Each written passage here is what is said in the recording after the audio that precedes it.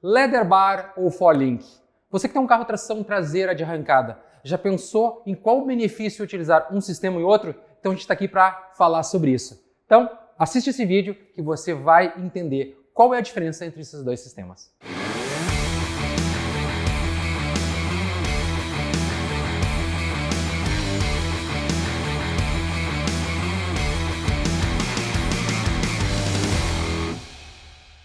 Bem, o objetivo desse vídeo, então, como eu já falei, é falar sobre suspensão traseira de carros de arrancada e a gente vai abordar dois sistemas, o Forlink e a Leather bar, que são os sistemas mais utilizados nos carros de tração traseira de arrancada, principalmente aqui no Brasil.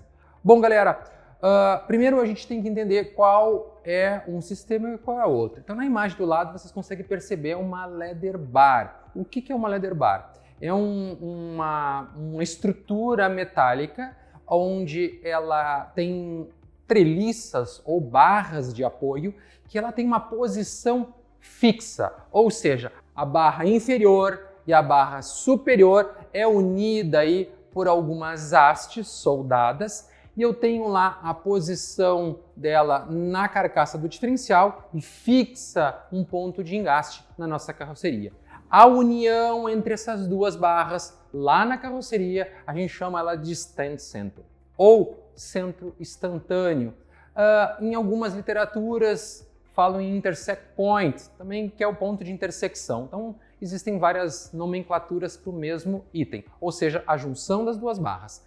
Quando a gente fala de Forlink, eu também tenho duas barras, porém essas duas barras elas ficam livres. Observem na imagem, a gente tem uma barra inferior e uma barra superior, porém eu tenho a possibilidade de ajustar essa altura e a posição da barra, o que me permite que o meu intersect point ou stand center ele seja ajustado para cada necessidade do meu carro. Então aí a gente vai entrar num assunto, qual é a finalidade de alterar o meu ponto instantâneo, qual é a finalidade de alterar essa intersecção das duas barras.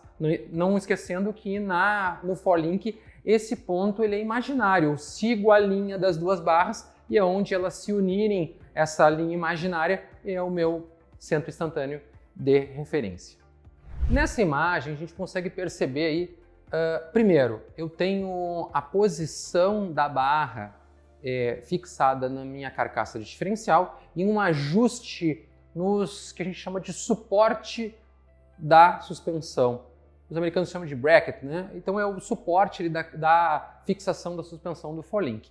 Eu posso gerar lá, percebam aí nessa primeira imagem, eu tenho um ajuste e meu ponto centro instantâneo a gente consegue perceber, a gente cria a linha imaginária. Eu posso ter as duas barras paralelas, só estou usando isso como exemplo. Olha nessa imagem, eu tenho as duas barras paralelas, ou seja, elas nunca vão se encontrar. E como que a gente faz esse ajuste? Observem nessa imagem aqui que existem vários sistemas e esse é um dos sistemas onde eu tenho muito recurso de regulagem. Cada um desses furos vai me permitir um posicionamento da barra para que eu gere o ajuste necessário do meu conjunto de barras superior e inferior.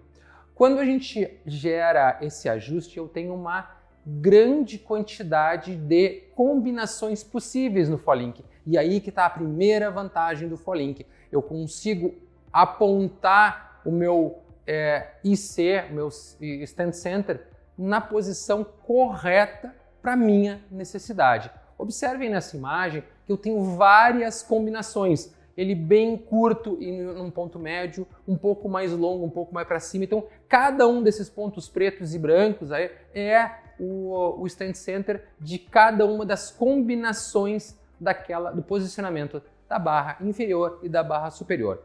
E aí fica uma dica para vocês, quando a gente tem um stand center longo, né? Ou seja, ele está mais afastado, né? Ele está muito longo. Isso vai me gerar reações lentas, mas mais seguras. Ou seja, o carro ele vai transferir para a carroceria, o mecanismo de suspensão vai transferir para a carroceria com menor velocidade, ele vai ficar mais lento, mas também aumenta o braço de alavanca e também diminui o desperdício de potência. Quando a gente tem o stand center muito curto, que é uma das limitações, por exemplo, de uma leather bar, porque eu não posso alterar, eu tenho ele fixo numa determinada condição, eu vou ter reações rápidas e de difícil controle. E às vezes eu tenho o desperdício da energia aplicada à carroceria. Uma delas é o carro empinar, né? Se empinou, eu estou desperdiçando energia. Ao invés de usar essa energia para levar o carro para frente, eu estou usando essa energia para elevar o carro. Uma questão bem importante em relação ao stand center está relacionado às forças envolvidas. O que são essas forças envolvidas? Observem nessa imagem aqui, a gente tem um conjunto montado, tá? E aí eu tenho lá o meu stand center que está num determinado ponto, tem a linha do assoalho, eu tenho lá a barra inferior, e essa barra inferior, ela, quando o carro arranca, o que acontece com ela? Acontece a compressão. Quando o carro arranca, a barra superior, acontece tração. Por que isso acontece?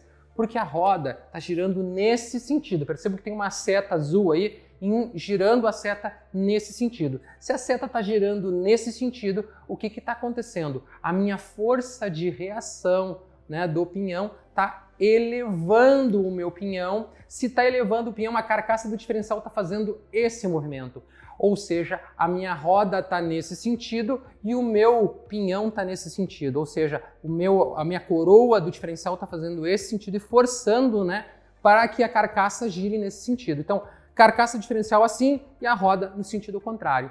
Quando a carcaça é forçada nesse sentido, automaticamente ele traciona a barra de cima e ele comprime a barra de baixo. Se eu tenho esse mecanismo ligado ao carro, o que vai acontecer? Esse conjunto, essa força aplicada à carcaça do diferencial também vai ser enviada ao monobloco ou chassi do carro de vocês. Então, conceitualmente falando, quando a gente tem aí barras curtas, como a gente falou, isso vai dar uma explosão de entrega de energia para o nosso monobloco. Se eu tenho uma barra longa, ela tem maior braço de alavanca, mas é mais suave a movimentação da carroceria, tá bom? Quando a gente tem forlink, eu tenho a possibilidade de mexer no stand center. Eu tenho como transitar ele, né, para pontos diferentes. Quando eu tenho leather bar, eu tenho ele fixo, somente eu posso mudar a altura dele. E qual é o benefício de mudar a altura? Aí é a próxima dica. Observe a imagem dessa bela Corvette, onde a gente criou uma linha imaginária na cor vermelha. O que é essa linha imaginária? É a chamada linha anti-squat ou linha anti-agachamento. A anti-squat line ou linha anti-agachamento, ela é uma referência que nós utilizamos para determinar um ponto que o veículo vai ter para receber o stand center e ter uma reação sobre a carroceria. Vamos entender melhor? Como é que eu traço o meu anti-squat line? O primeiro ponto da nossa linha é o centro do pneu. Vocês percebam nessa imagem, o pneu está tocando no solo, a linha de centro do pneu com o solo é o meu ponto de saída dessa linha. Ela vai subir em relação ao centro da roda dianteira.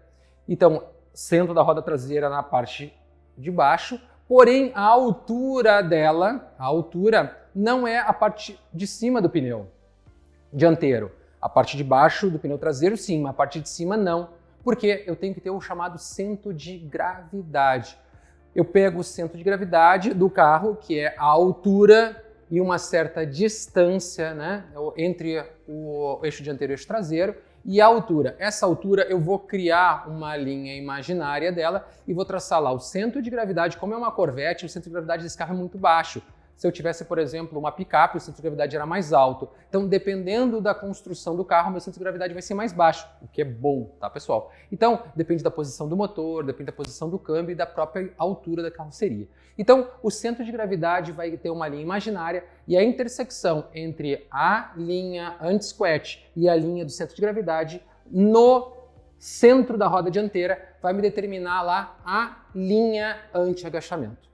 Já sei como eu coloco a linha anti-agachamento, agora eu tenho que posicionar a minha linha imaginária do stand center, que é esse em amarelo que a gente está vendo. Percebam que ela sai lá de 2 pontos, a linha de baixo da barra de baixo, a linha de cima da barra de cima. E eu crio uma linha imaginária. Quando elas encostaram, o que vocês perceberam? Ela está acima da linha anti-agachamento.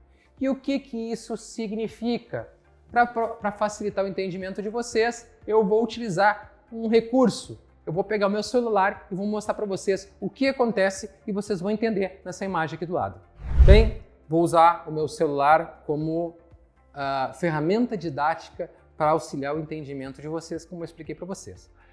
Na imagem do lado, vocês percebem que tem um carro comparado, a parte de trás é como se fosse uma geladeira, né? O que acontece quando vocês pegam, por exemplo, meu centro de gravidade do celular está exatamente na ponta dos meus dedos, né? Seria o ponto de equilíbrio. Se eu colocar aqui, ele não está se movimentando, está no centro de gravidade. Então, se eu empurrar embaixo, o que acontece? Eu empurrar embaixo, eu tenho uma reação. Se eu empurrar em cima, eu tenho outra reação sobre o que hipoteticamente seria a geladeira. Imaginem que agora é a carroceria do automóvel.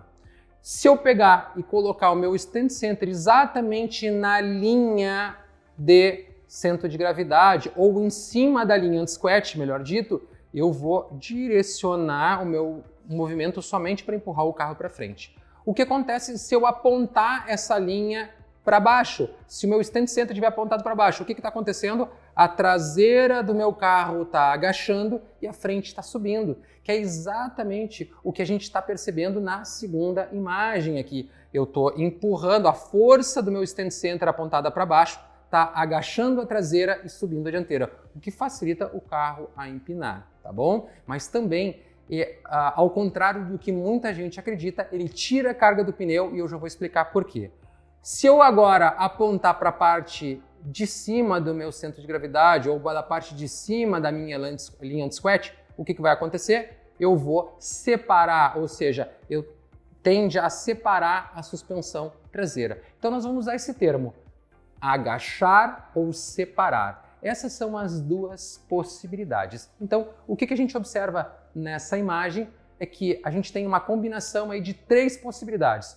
Ou eu estou em cima da anti-squat, em cima da linha, e eu estou neutro, eu estou abaixo da linha, e no momento que eu estou abaixo da linha, eu posso estar abaixo da linha longo, abaixo da linha curto. Se eu estou abaixo da linha, o que acontece? Eu vou agachar a traseira. Se eu estou acima da linha anti-squat, como a gente está vendo na imagem, ele está subindo e separando a traseira. Então, agora a gente vai entender um pouquinho melhor olhando para essas imagens. Nós temos uma combinação de imagens associado a esse fenômeno ou essa reação, né, do mecanismo de suspensão. Ao contrário de que muita gente acredita, né, acha que é a carroceria que empurra a suspensão. É o contrário, é a suspensão que movimenta a carroceria. Então, no momento que está agachando, o que acontece? Imagine que os pneus são minhas mãos. No momento que o carro está agachando, ele está tirando carga do pneu.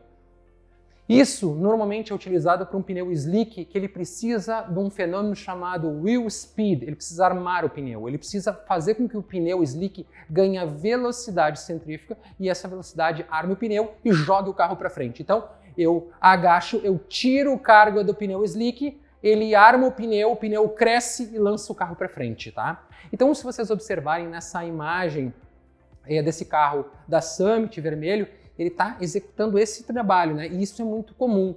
Tende, em função do movimento do motor e do movimento de toda a transmissão, a dianteira esquerda subir e a traseira direita enterrar mais e aumentar o que a gente chama de mordida no pneu. Observe nessa imagem aí desse carro preto o quanto que está sendo essa mordida. Ele está esmagando o pneu, ele está tornando lá o pneu uma mola para lançar o carro para frente. Então ele dá aquela mordida, ganha o wheel speed e lança o carro para frente. Mas para isso ele precisa agachar. Quando a gente fala de carros que andam em pista no prep ou que andam também com pneu drag radial em pista tratada, a realidade é diferente. Olha o quanto separa esse carro preto que a gente está mostrando para vocês. Ele está separado. E aí tem uma questão interessante, tá? Ao contrário do que vocês pensam, o carro quando separa, ele separa a traseira, mas também levanta a dianteira, mas sem empinar. Ele levanta e esse é o movimento correto. Isso que está acontecendo com essa Corvette preta é o movimento correto. Percebam o quanto separa a suspensão desse Mustang laranja que está aqui na imagem do lado. Então, o que vocês conseguem ver? Que esse Mustang ele estava numa condição de repouso, né, na largada, e o carro separa, alguns carros desses chegam a separar até 8, 9 polegadas. Na largada, 6 polegadas de deslocamento. Então, pessoal, e por que isso? Porque o pneu drag radial, ele diferente do pneu slick, ele tem uma estrutura de aço que permite que o pneu receba a carga, ou seja, se a suspensão está abrindo, a suspensão está fazendo força para empurrar o carro para cima e está aumentando a carga do pneu contra o solo. Porém, esse pneu não se deforma. Nesse momento eu aumento a mordida, eu aumento a tração, eu aumento a capacidade de tração do meu pneu, porque eu estou empurrando o pneu para baixo, estou fazendo força. E aí eu lanço o carro para frente. Porém, esse carro tem que fazer esse movimento, como eu expliquei para vocês. Em alguns casos, por exemplo, nesse caso do carro preto, que é esse Corvette C7, esse carro ele não tem wheel bar, é extremamente perigoso porque ele pode levantar e virar para trás. Percebam que no carro laranja, no Mustang laranja, ele tem um apoio da wheel bar, ou seja, se ele separar e vir, aumentar o atrito e o carro empinar e ele subir em cima do pneu traseiro, ele tem aí um limitador que é o wheel bar. Inclusive, para quem é interessado nesse assunto, tem um vídeo aí no nosso canal falando só sobre o wheel bar, que é extremamente interessante. Bom, pessoal, eu acho que vocês com isso compreenderam como funciona uma suspensão traseira de um carro de arrancada e qual é o benefício de usar uma suspensão do tipo Forlink em relação à leather bar. A leather bar eu só vou conseguir mexer na altura do meu stand center, mas eu não consigo mexer no comprimento, por isso que é muito importante se acertar, né, no projeto de construção do carro, a altura disponível e também o comprimento da barra, das barras, melhor dito, né, do conjunto, o conjunto do que seria o stand center, o comprimento do stand center necessário para que a gente tenha uma reação suave e de bom funcionamento para a suspensão traseira de vocês. Bom, então para concluir, falando sobre suspensão traseira de carros de arrancada, o que a gente tem? Duas opções, ou leather bar ou Forlink. A grande vantagem do Forlink é a liberdade de escolha do stand center. A dificuldade da leather bar é escolher bem o projeto de vocês, com o comprimento da barra e com a posição na qual ela vai poder ser alocada na carroceria de vocês. Então, fiquem espertos quando forem construir um carro de arrancada com leather bar. Pessoal, chegamos ao fim do nosso vídeo. Espero que vocês tenham gostado. Clique no botão gostei, se inscrevam no nosso canal. Se você tem alguma dúvida sobre esse assunto, escrevam aqui nos comentários. E se você tem vontade de entender sobre outros assuntos interessantes da arrancada, comente aqui também, que a gente, dentro do possível, vai responder para vocês. Até mais!